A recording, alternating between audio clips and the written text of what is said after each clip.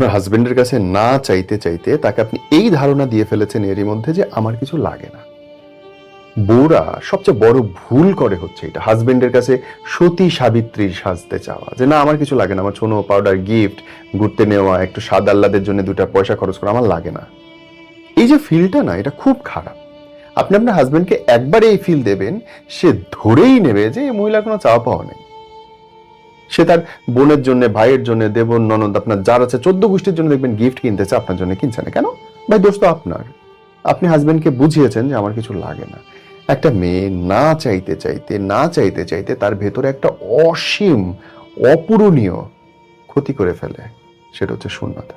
সে শূন্যতা একসময় সে নিজেই ডুবে মরে। কেনই বা মরবে না? তার পার্টনারকে যে ভুল সিগন্যাল দিয়েছে যে আমি মেয়েটা কিচ্ছু লাগে না। চাইতে শেখেন, নিজের ভালো লাগা, খারাপ লাগা, স্বাদ আহ্লাদ বলতে শেখেন, মুখ বুঝে থাকেন না। মুখ বুঝে থাকলে মনের কথা কেউ আকাশ থেকে টপাস করে এসে বুঝে নেবে না।